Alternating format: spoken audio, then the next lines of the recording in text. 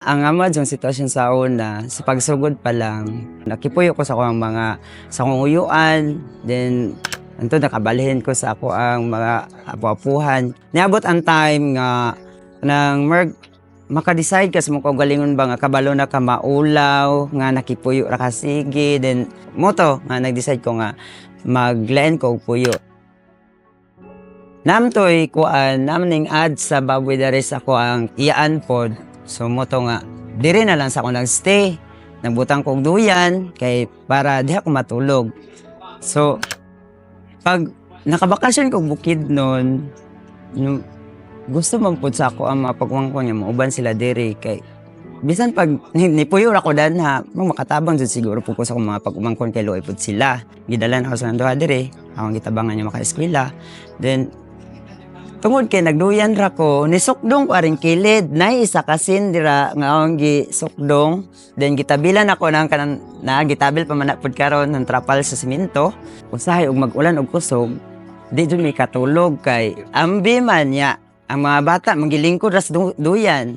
Nya maglingkod ra pud ko kay simpre alalag ako maghigda-higda atong ilalam nya sila galingkod ra. So di jud mi makatulog once nga nay ulan then. Moto nga kanini ang naggama ko og payag-payag. Kanina siya na barog na ni siya nga payag-payag. Wala naabot pa nako ang program nga kaning kuan balay paglaom. Usa jud ka butang anong nagsugod ni siya ni approach ko ni Eric Van nga anak ni Gob. Anak ko nga kanang sir pwede ba magpatabang ko apply ko og trabaho. Siya ano siya nga kanang okay sir walay problema unsa man nga trabaho imong sudlan ganin niya. Gusto ko nga apply og kanang as provincial paid teacher kay wala man jud item karon nga open. So pagkahuman nato ni kuan siya nga okay sir sige nang hatagi ko sa imong information kay haron i-forward ta ka dito sa province. So gilalayan ko niya. So ginan ko niya nga anang pwede sindan ko nimo sir sa imong balay para makita na tong sitwasyon jud ba nga kanang kinahanglanon jud nimo ang trabaho nana. Sumoto nga, nisend ko niya og mga pictures sa mong balay. Naturo man lagi ito mong balay. Ano siya nga, ay luyam dahil ninyo sir, nani inyong kahimtang. Aturan sa wayan sir, kay na ay programa nga ako ang papa nga mo lagi ng balay paglaom. Suportahan na sa iyang papagmama niya.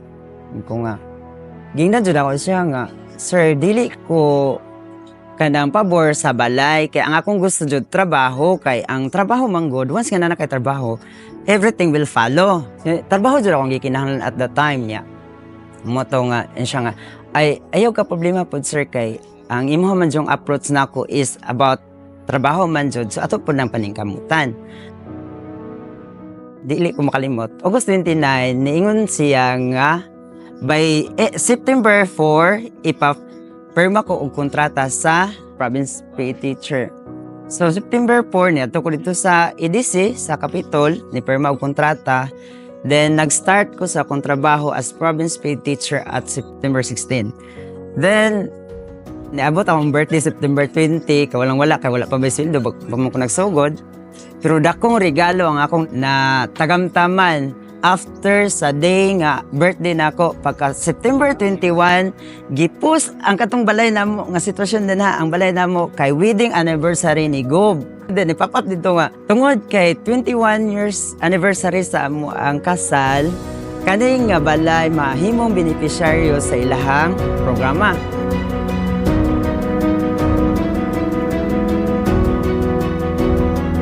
Ako na kong kalipay na aning atong programa na advokasya namon ni Congresswoman Banban na balay sa paglaom uban sa atong partner na ang kapulisan na gitawag og lab libreng alagad ug balay miabot gyud aning mga suok-suok na mga lugar na angayan nato ipakita ang presensya sa atong pagka matinabangon sa atong mga kaigsunan.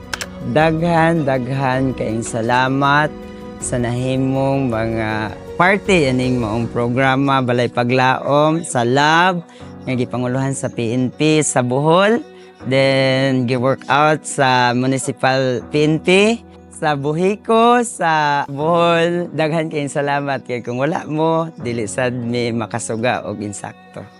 Then ang dako nga tabang gikan sa kaugalingon nga panudlanan sa ato ang Gobernador Aris Omentado and Congresswoman Banban Omentado. Daghan-daghan kayong salamat sa inyong tanan.